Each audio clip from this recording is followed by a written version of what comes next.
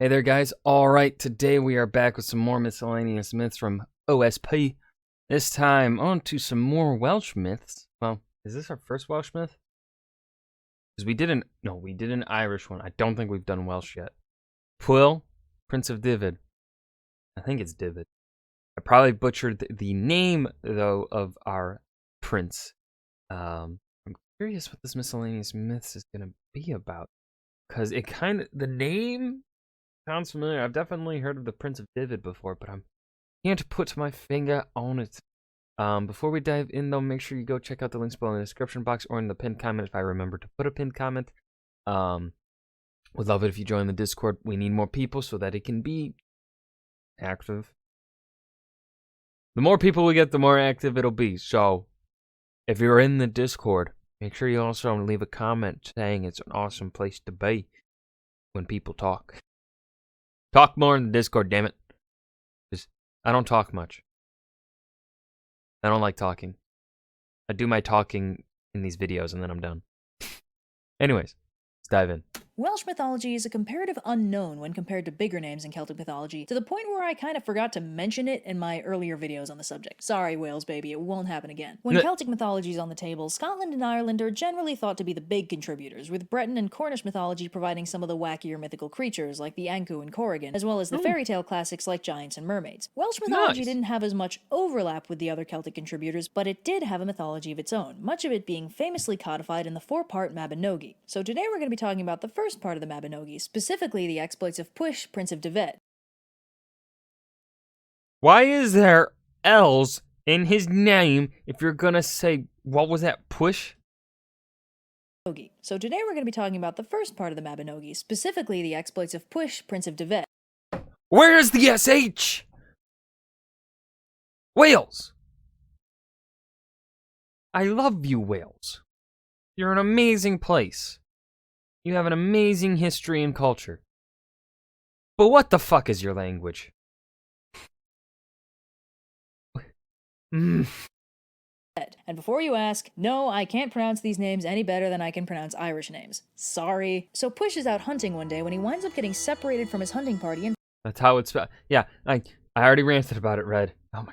Finds himself lost. Not one to stop the party just because he's lost and alone on the misty moorland, Pwyll instead focuses on some strange dogs he notices harrying a deer, and sends his own dogs to drive them away so he can catch it instead. But as it turns out, these dogs belong to Arawn, king of Anwen, the Welsh mythological otherworld, which as it turns out is where they are right now. Don't ask how Pwyll I knew I should have taken that left turn at Appers. managed to get so lost that he ended up in fairyland. I'm sure he couldn't tell you. So Arawn is mildly Okay, not cool, but I've got bigger things to worry about. So, you're going to help me. Pissed about the dog thing, but says Pwyll can make it up to him if he helps him out with a little problem he has. See, Arawn is technically only king of half of Anwen. The other half belongs to this dude Havgan, and they don't really get along. The last time they fought, Arawn took down Havgan, but Havgan tricked him into whacking him a second time, which let Havgan magically heal all his injuries. They're scheduled to fight in Huh? How does that work? 1 year's time. So Arawn wants Pwyll to take his place in the battle and defeat Havgan in a single strike. Pwyll is totally cool with this, as he apparently is with most things, so Arawn disguises them as each other and sends Pwyll off to rule his kingdom for a year. Pwyll heads through the court, acclimates quickly, and has the time of his life partying it up and ruling the kingdom. The food is great, the environment is Oh, so he's banging the real Arawn's wife. Oh boy, that's not problematic at all. Not at all. fun, and best of all, Arawn's wife is a beautiful and interesting lady who's loads of fun to talk to. Long story short, Pwyll has a blast spending his year ruling the kingdom until fight time rolls around, when he heads off to the battle. Arawn, we meet once again. Yes. I am Arawn. Totally. Field to do Havgan one-on-one. They have a pretty nifty duel, and Pwyll gets in a solid hit, at which point Havgan goes all, "Oh, I am slain, won't you finish me off?" And Pwyll is like, "Nah," and heads off to conquer the other half of Anwen. Then Pwyll meets back up. I take it went well?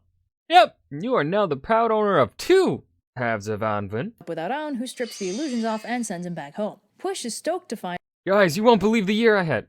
My lord? I just saw you like 10 minutes ago.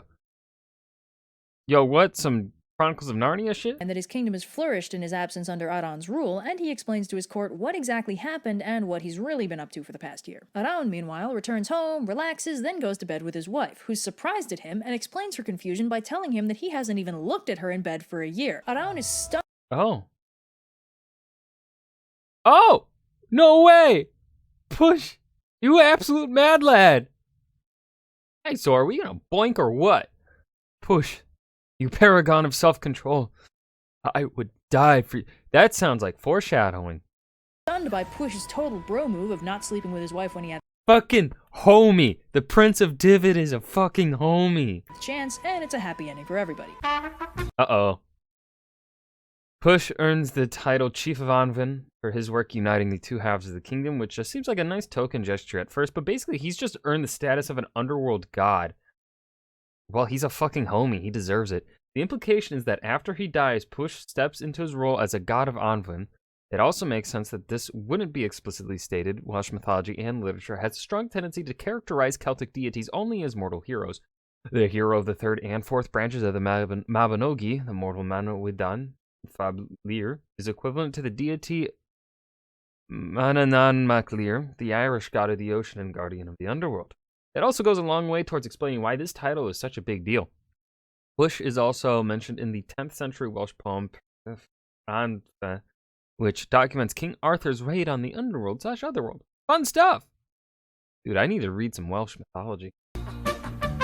So that's how Push made friends with the king of the otherworld. His next major achievement is getting married. You'd think this wouldn't be nearly as complex or time-consuming, but you'd be wrong. See, Push hears about this hill where if you sit on it, you either get grievously injured or you see a miracle. Push ain't afraid of no grievous bodily harm, so he plops his butt down on the hill. This fucking mad lad.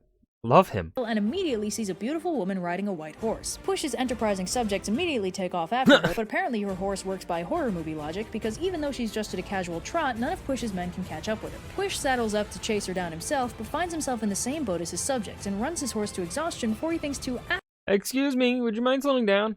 For your horse's sake, maybe lead with that next time. ask the lady if she'd maybe mind slowing down a little. So the lady in question I'm glad I found you. I was actually hoping we'd get married. I did not see that coming. introduces herself as Rhiannon, and she says she's come to find Push because she'd like to marry him. See, she's been betrothed Yeah, there's this guy, that name, kind of clued, and if I don't marry you, I have to marry him.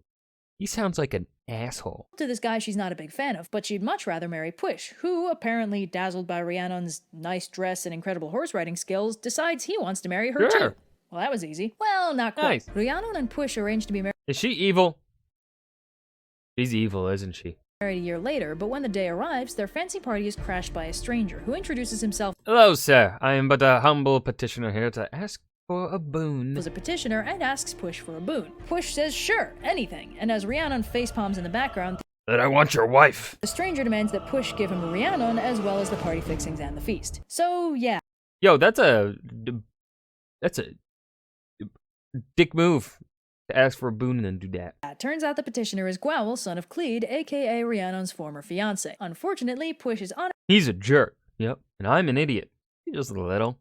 bound to honor his request and give her up, but Rhiannon's prepared for this occasion and surreptitiously gives Push a plan to let him fix this mess. So 1 year later, Rhiannon and Gwawl are all set to be married when Push appears in disguise as a humble peasant with nothing but an empty bag and a request. Gwawl, learning from history, says sure, anything, within reason, and Push simply requests that he be allowed to fill his sack with food. This suspiciously reasonable request is honored, and Push begins dumping food into the bag. But something's funny about this bag. No matter how much food he dumps into it, it doesn't get any fuller. In desperation to save his party, Gwawl asks what it would take to fill the bag, and Push innocently replies that he's sorry he forgot to mention it earlier, but the bag will only be full if a nobleman steps into it and tells it to knock it off. So as Rhiannon stifles a giggle in the background, Gwawl steps into the bag, and Push immediately shoves him into it, takes over the party, Huh. I love it. Bag of holding kind of thing. and reclaims his fiancée. Push makes Gwawl promise to So, you're gonna leave us alone now, right? Yes. Yay! leave him and Rhiannon alone, and the happy couple are properly married without incident. No, the next incident comes a few years later, when after having gone Oh, so, okay, so she's not evil. Nice. Is she pregnant yet? No. How about now? No. Now? Nope. Now? Mm-mm. Now? Nah. Now. unchildish for long enough that people are starting to talk, Rhiannon gets pregnant Is she pregnant now? Had a son. Huzzah! and has a son. This is great news, but that night, the maids guarding the baby fall asleep, and when they wake up, the baby's gone. Panicked at the thought of having to Oh no, she's gonna kill us. No, I've got an To idea. admit that they lost the royal baby, the maids conclude that the only sane solution is to frame Rhiannon for infanticide and claim she ate the baby. What? Rhiannon is rightly livid at the accusation, but unfortunately the baby is gone, which is a pretty bad sign for her "I didn't eat the damn baby" claim. There's an uproar, and Pwyll is once again urged to divorce her and marry a less controversial queen, to which Pwyll responds with, "The only reason you a-holes could give for me to divorce my wife was that she hadn't had a kid. She's had a kid, so she's still my wife." And that's the end of that. But despite still He's a fucking homie. I like this guy. being the queen and all, Rhiannon is ordered to do 7 years of penance for eating the baby, which entails her sitting Hi, welcome to Dyved. Wanna hear about the time I ate an entire baby in my fucking sleep? by the city gates and telling anyone new in town the story of how she totally ate her baby, and then she also has to offer to carry them wherever they're going. But if you were wondering where the baby actually went, we cut to a convenient childless couple. There are so many in stories like these that, due to a series of complicated shenanigans involving a horse-killing monster, wind up with a mysterious baby on their doorstep. The couple in question is composed of the horse lord Tiernan and his wife, and they react to the mysterious doorstep baby the same way all fictional childless couples do, and immediately take him in and raise him as their own. The child grows supernaturally fast and also gets along really well with their horses, but one day Tiernan hears about Rhiannon and her penance for apparently eating her baby. Then he takes a good hard look at his kid, notes a certain family resemblance, and bundles him off to the castle to introduce him to his real parents. So, having solved the Ah! This is the cutest thing I've ever seen. Thank you. Getting such an apology. The prince has been found! Yay! Yay! mystery of the missing baby, after an indeterminate number of years, the kid finally gets a name so I can stop calling him the kid all the time. Rhiannon names him Crederi, which means worry or concern, or maybe I'm going to strangle those handmaidens for telling everyone I ate you. It's a language of many beautiful complexities. And those are the life and times of the unpronounceable Pwyll, Prince of Dyved, because eventually he dies in part 1 of the Mabinogi and wraps up. Now, if you'll excuse me, I need to go ice my jaw because I'm pretty sure I sprained something trying to get all those names right, which I didn't. This video was requested by patrons. In case it wasn't clear, the distinction between Otherworld and Underworld is pretty vague in this mythology, and a number of others, as they tend to be. Similarly, much of Celtic mythology doesn't really distinguish between fairies and ghosts. In Irish/Scottish folklore, the Tuag are the wandering/cursed/restless dead, which swarmed through the sky like birds, while also being considered a particularly nasty kind of fairy. Life you've never seen a woman taken by Scottish folklore delineates more respectful fairies into seelie and unseelie courts, where seelie are holy or happy spirits, and unseelie are misfortunate or unhappy spirits. Such subdivisions are not uncommon in Celtic folklore, but regardless of happiness or holiness, fairies were not to be messed with or trusted. They tended to work by their own internal logic and would wreak mischief on people who violated their personal rules and reward those who followed them. Nice.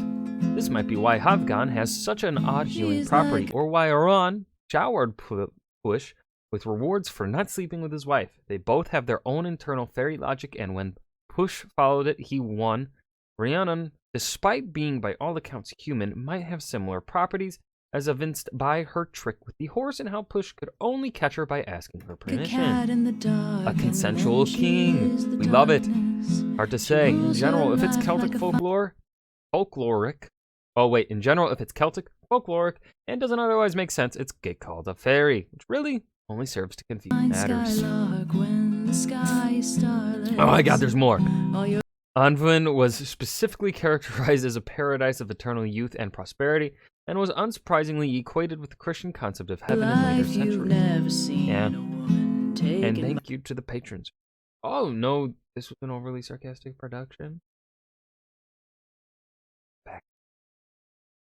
That was Miscellaneous Myths, Push, spelled Pwyll, Prince of Dyved. Thank you guys for watching. I hope you guys enjoyed. Remember to hit that like button and subscribe for more. And I will see you guys in the next video. Peace.